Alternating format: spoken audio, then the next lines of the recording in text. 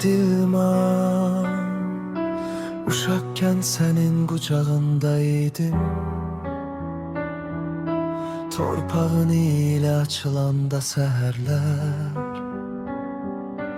bir sual qalıb o gündən içimdə. Məni niyə sevmədin, niyə dinmədin Dilman? Yaraşıqlı deyirdilər, ağıllı deyirdilər. Senin qanından idim, senin adından. Qızlarına nağıl oldum uzaqdan. Niyə mənə yazmadın bircə baharından? Dilman, mən sənin qoynunda doğuldum axı. Hər daşında izim qalıb, nəfəsim yatıbdı torpaqda. Dilman, niyə uşaq ikən sevmədin məni? Mən səni ürəyimlə seçmişdim, sən məni yadda saxla.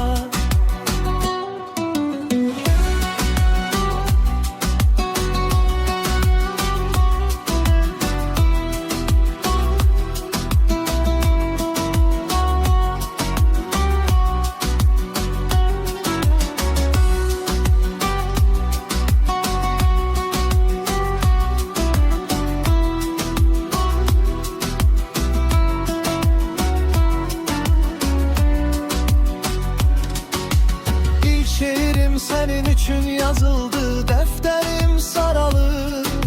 Sətirlər qırışıb, adını çəkməyə utanır elim. Səsim boğazımda ilişib qalıb. Yarımçıq məktub tək qaldım yollarıqda. Damcı damcı yağdı üstümə illərin qarı. Yaşlandım şəkillərin divarlarında. Uşaq qaldım sənin suskun baxışlarında. Dilman, mən sənin qoynunda doğulub axı.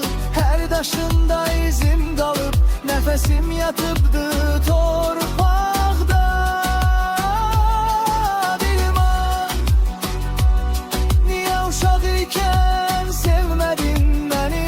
Mən səni ürəyimlə seçmişdim, sən məni